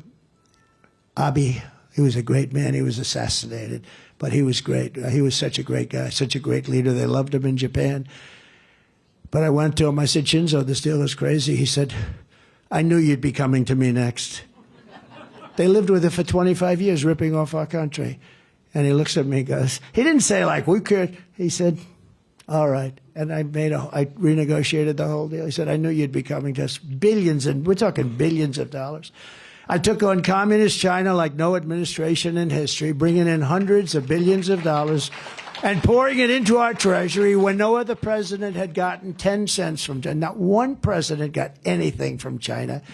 And they wouldn't ask. I don't know what it is. It's like hard to believe. But just as I took in hundreds of billions of dollars, I would say they weren't fond of me. That's why a lot of people think that what happened with COVID or China virus was, a plan. I just don't think that. I think it was incompetence. I think the scientist came out to have lunch with his girlfriend, and she died, and then all of a sudden other people, and it just grew. I believe that was what happened, but who knows? I also said right from the beginning that I picked the location, right? I picked that location. I said, that's where the lab, it was the lab. And I knew certain things that maybe other people didn't, but it was a terrible thing.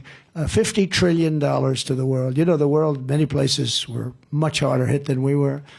And just nobody knew. This was like the hidden enemy. You couldn't find it. Wuhan,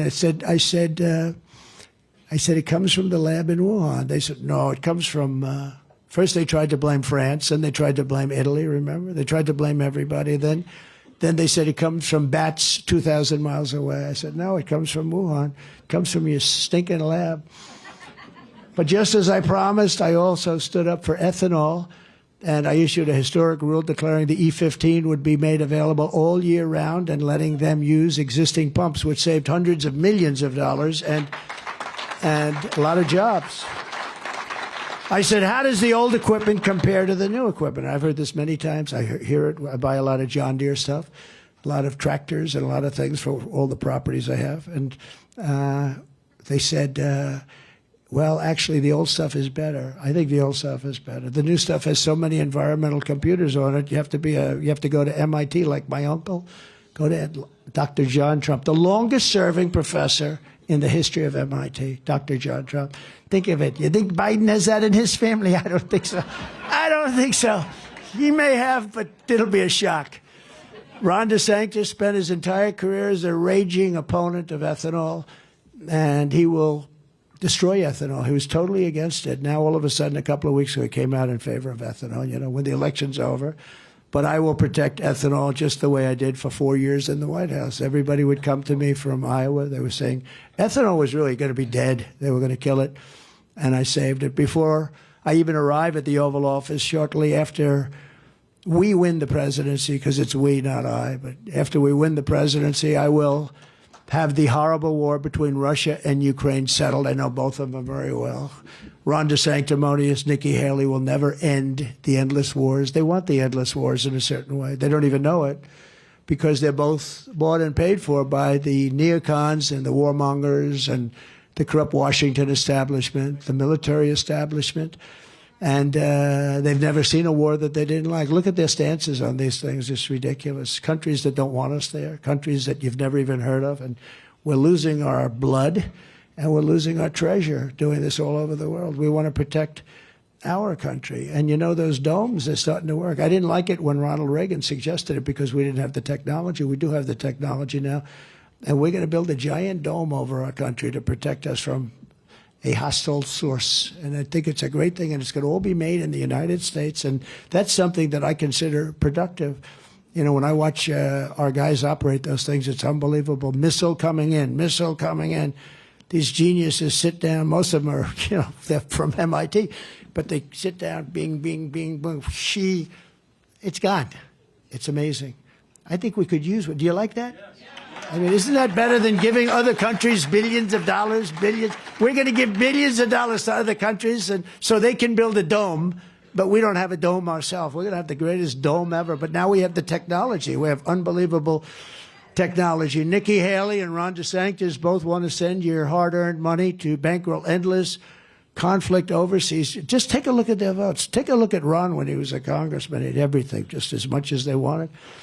Well, they support real cutting of benefits, substantial cutting of your benefits and services for American citizens, especially for seniors. Under my leadership, we will turn the page forever on those foolish, stupid days of never-ending wars. They never ended. We're in Iraq for 21 years. We're in Afghanistan for 19 years. And we don't even fight to win. If you're going to be in, you got to fight to win. Remember in Iraq, I was a civilian then. But I used to say very strongly, I used to say, don't go in, don't go in, don't go in. But if you do go in, keep the oil. Well, you know who has the oil right now? That was one of the dumbest wars ever. Iraq and Iran were the same. They were the same power. You had Saddam Hussein, and I will say, they hung that sucker, and he looked at him and he spit in their face. You know, he wasn't begging. He wasn't saying, please don't do this to me. He spit right in their face, but, you know, tough guy. But you had Iraq and Iran, and they were almost identical. For 1,000 years, with different names, they've been fighting each other. And one would move 3 feet this way, and then they'd move 3. But we didn't have to do anything because they basically, then they'd stop. They'd be exhausted after 3 or 4 years. Then they'd start. This went on for hundreds of years. Then we go in and we obliterate one side. And now the other side's a great power. We should have never done that. We should have never gone into the Middle East. We should have never gone into the Middle East. And we didn't need to. We were in the Middle East for one very strong reason. We needed their oil. But we have more oil than they have. But we didn't use it. And maybe we didn't even know that. Maybe we didn't even know how much we have. But we have far more oil than they have. But we were in it for the oil. And we have to protect Israel, too. Second reason, we have to protect Israel. Let's even say that's the first reason. Maybe I'll say that's the first reason. Because we don't need their oil. It's funny, when, you know, you were totally energy independent under me. We're going to be energy dominant within a matter of months. We're going to be dominant all over the world. We were dominant. We went to #1. We were in 4th place.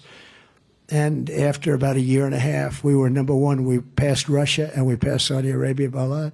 But we were going to be #1 for a long time. We were going to make so much money with that oil. We were going to send it all over. It's going to be great. Now these lunatic, radical left, Green New Deal scammers are, you know, the concept of oil is just so. It's our greatest form of wealth. I mean, what you can do with that, you'll pay off your $35 trillion in debt. You'll do things that you wouldn't have even believed possible. And we have the best oil, too. You know, it's not just the quantity. We have the best. Canada has a lot, but it's very similar to Venezuela. It's tar, you know, it's called the sand dunes. And it's a very expensive process to refine it. But we have the best oil. We have the most oil. We will restore peace through strength. It can be done through strength. You don't have to necessarily send people to die. You have to be prepared to do things, but I think it'd be very unlikely we'd ever have to do it. I'll end Biden's inflation nightmare, save our nation from debt. We had no inflation, think of it. But we will drill, baby, drill. We'll be making so much money. We'll be making so much. We have something that nobody has. China doesn't have it. China doesn't have it. China has everything they need for batteries, but they don't have a thing called gasoline. And yet we're going to go away from that, and we're going to go right into the hands of China. How stupid are we? How stupid. On day one, I will also cancel crooked Joe Biden's insane ethanol-killing electric vehicle mandate. They don't go far. They don't go far. Very simple. I'd like to give you a much more complex, you know, I like dealing in complexity, but I'd like to give you a much more but it's very simple. They don't go far. Let's drive down and get some potatoes from Idaho. Well, sir, that'll be about 6 stops. Where's there a charger? Sir, there's a charger. We have to go approximately 100 miles up here. It's the craziest thing, I tell you, these people. And they want to take away your gas stoves. You know, I have friends, they cook. A lot of people cook, and they like gas better. I don't know if it's better or not, but it seems to be better. They want to take them away. We're going to end all of that stuff on day one. The car mandate. And if you want to buy electric, you can buy electric, but you'll also buy combustion engines, gasoline, and you'll have the combination, which is fine too. I like the combination actually better than I like all electric. But just as I did before, I'll appoint strong, highly qualified pro-Constitution Supreme Court justices who will interpret the law as written. And I'll direct a completely overhauled DOJ to investigate every radical, out-of-control prosecutor in America for their illegal, racist, and reverse enforcement of the law. And also, we're going to indemnify all police officers and law enforcement officials. I met a lot of great ones back there, all throughout the United States, to protect them from being destroyed by the radical left lunatics that are running our cities and states, for taking strong actions on crime, because they can stop this crime. You know, and somebody told me the other day, and we have these stores in New York. You'd love to go. I used to love to go to them. You did, like drugstores and grocery stores. Everything's now got glass on top. You want to buy aspirin, and you have to call a clerk, which takes you an hour. They come over, they open it. They open a door, and they give you and then they close it. Because if they leave the shelves open, the place will be raided. I mean, would anybody even think that's possible? We have to bring back law and order in our country.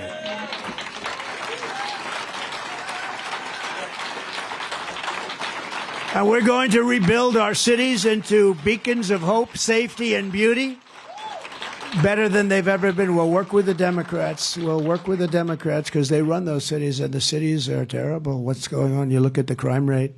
It's we've never seen anything like it. And they're dirty, filthy dirty. It's horrible what's happened to our cities.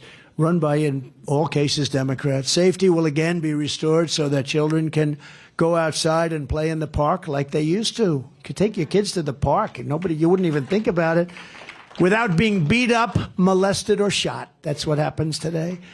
And we're going to fight for much better health care than Obamacare. Obamacare is a catastrophe. Nobody talks about it. You know, without John McCain, we would have had it done. But John McCain, for some reason, couldn't get his arm up that day. Remember? He goes like that. That was the end of that. We almost had it, but we're going to make it much less expensive for the people. Not necessarily for the government, for the people. And it's going to be much better care. And it may be an offshoot of Obamacare. We may add on to it. I'm not looking for any credits. I'm just looking to get much less expensive and much better health care because it's not good. It's not good. It never was good. We kept it going. We did a good job of care. I had a choice. Let it rot and let it do terribly and everybody, or make it as good as it can be. And we made it as good. It was the right thing to do. But as president, I could have destroyed it just by not feeding it. I did the right thing, but we really have to get much better health care in our country. On day one, I will sign a new executive order to cut federal funding for any school pushing critical race theory, transgender insanity, and other inappropriate racial, sexual, or political content onto our children. All right? Amazing. It's amazing that you have to even say these things, you know. Who would ever think, you know, your children go into surgery, you don't even know, so they're operating on your daughter. They are? Can you believe this? They're taking over. It's just, but who would believe not one penny would go to any school that has a vaccine mandate or a mask mandate? These are mandates that are very bad, very dangerous. And the other one, I will keep men out of women's sports. Who would believe? And the new one is fighting. Now they want to have the men fight women. And honestly, I don't want to sound chauvinistic. That's not going to be a good situation. That's not going to fight you. That's not going to be a good situation. That's a terrible. I mean, can you imagine? I know that a lot of these fighters. I go to the UFC. Dana White's great. I mean, he's phenomenal what he's done, right? For the people that know about that, he's something. I mean, amazing what he's done. But these are tough guys. These are people. And the women that fight are very tough, too. They fight against each other. But, boy, that will be a terrible thing. But they want, that's what they're fighting. They want them to fight. Look at the weightlifting. You know, the weightlifting came out. The record's like 150 pounds more. You know, I do it. My wife gets very upset. She says, it's not presidential when you do that. It's not. But this is a Saturday. You know, we can take it. But, you know, not presidential. But, you know, you have this great champion, and she goes up, and they put 1/8 of an ounce on that side and that side of these big barbells, these big, and I think 216 pounds. That's a lot. And she's there with everything, and she's going to do it, and she lifts it up, and her parents are so proud. Go, baby, go. Mom, I can't do it. And the record stood for like 18 years. And then a person comes up who happened to decide to go and wants to become a woman. And they say, have you lifted before? No, I haven't. Well, why don't you give it a shot? He goes up to the same one. Bing. He's going like, bing. Right? No, it's so demeaning to women. It's so ridiculous. But now the fighting is can you imagine that? It'd be horrible. It's a horrible thing. A horrible thing. Everybody knows. Look at some of these track and field records, They're knocking them out by, like the swimmer. It lasted 16 years. She wants to swim. She's a great all-American swimmer. She looks left, she looks right, she looks left. All her friends, she's been growing up with these people because, you set the pyramid, right? Then looks, and she sees this huge guy, this person, and she goes, man, wow. He's like Wilt Chamberlain, except slightly larger, right? He's got a bigger wingspan. And I always say, in a joking manner, she suffered a terrible tragedy. She was very badly injured, right?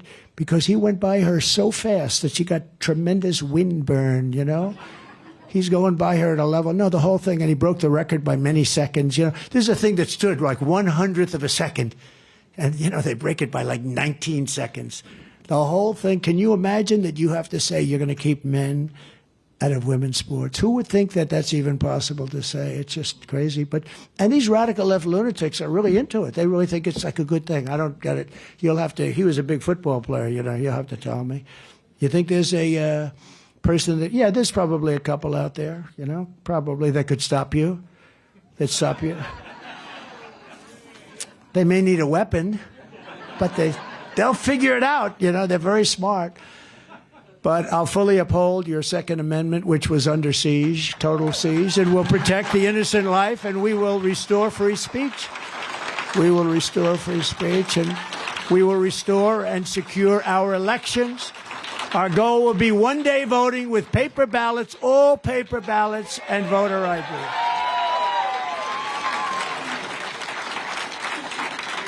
And every governor should do that right now. Every Republican governor should do that right now. There's no reason for them to wait because our elections are a disgrace. But until then, Republicans have to win. So if you took the 10 worst presidents, remember this, I say it all the time. I used to have it 5 worst. Remember, I told top 5.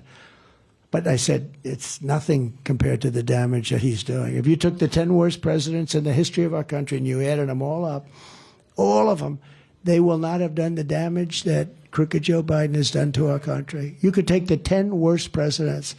I mean, what he's doing at the border, and it's a very difficult problem. We're going to deport people, but when you have 15, 16 million people, this is not like a simple thing to do. What they're doing to our country is incredible.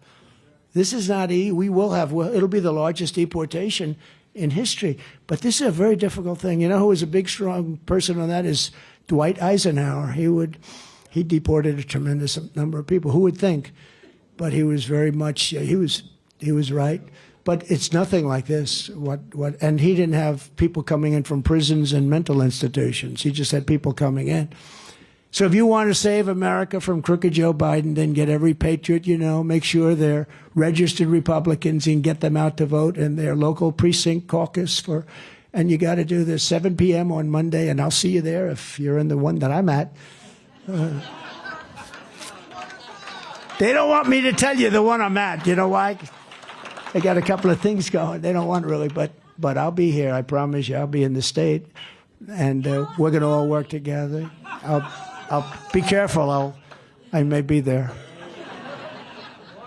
So it's Monday, January 15th. Remember, you're first in the nation because I kept you there. Nobody else. People like to say, oh. And the Democrats, remember the Democrats, they left. They took off. And I respect, look, first in the nation. Iowa, first in the nation. I say farmers, manufacturers, and politics. And there's something nice about it. It's a tradition. And I was never going to let that go, and I will never let it go. And I've told you that now for 8 years, right? And for 8 years, I kept you here.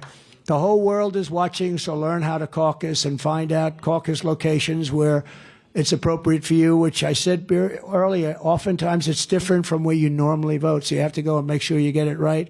And it's at ia.donaldjtrump.com. So that's enough of that stuff, but just go out and do it. You're all smart as hell. You'll be able to figure it out in about 2 minutes. From Fort Dodge to Cedar Rapids, from Des Moines to Davenport, and from Waterloo to Sioux City right here, we're all with you. We are with you like nobody's ever been with you. No president's ever been with you like I've been with you. No president's ever had to be persecuted. It's a combination of prosecuted and persecuted. I got them both. Thank you very much. I appreciate it. But we stand on the shoulders of generations of Iowa patriots who tamed the wilderness, braved the elements, tilled the soil, worked the fields, built the factories, and poured out their blood, sweat, and tears to make this country into the greatest nation in the history of the world. But now we are a nation in decline. We really are. We're a nation in very serious decline. We're being laughed at all over the world. We're a failing nation. We're a nation that has lost its confidence, it lost its willpower, and it's lost its strength. Think of that. How sad is that? When you say it's lost its confidence, it's true. We've lost our confidence. We're no longer a confident nation. And 3 years ago, we were the most confident nation. We were more confident than this nation ever was. We're a nation that has lost its way. But we're not going to allow this horror to continue. 3 years ago, we were a great nation, and we will soon be a great nation again. It was hardworking patriots like you who built this country, and it's hardworking patriots like you who are going to save our country. We will fight for America like no one has ever fought before. 2024 is our final battle. It's our final battle. We're going to win that battle. We're going to turn this nation around. We're going to make America great again. America first. But it's our final battle. It's the last battle. It's the last shot at it. Because they're down the road. They've taken it down the road with corrupt elections and lots of other things. With you at my side, we will demolish the deep state. We will expel the warmongers from our government. We will get them out. We'll get them out. Let's attack that country. Nobody ever heard of it. Let's attack them. Let's lose our children. Let's lose our sons and daughters into a country that nobody ever heard of before, that doesn't want us there in the first place. We'll drive out the globalists. We'll cast out the communists, Marxists, and fascists. We'll throw off the sick political class that hates our country. And we will rout the fake news media. And we will evict crooked Joe Biden from the White House on election night 2024. We have to. We have to. We have to. The great silent majority is rising like never before. And under our leadership, the forgotten man and woman will be forgotten no longer. You'll be forgotten no longer. Remember the term? I'd use it in 2016 a lot. And they were not forgotten. They were not. But now they're forgotten again. We will love our country. We will take care of our country. We will pray to God for our strength and for our liberty. And we will pray for God, and we will be with God. We're one movement, one people, one family, and one glorious nation under God. And together we will make America powerful again. We will make America wealthy again. We will make America strong again. We will make America proud again. We will make America safe again. And we will make America great again. Thank you. Thank you. God bless you all. Thank you very much. Iowa, thank you.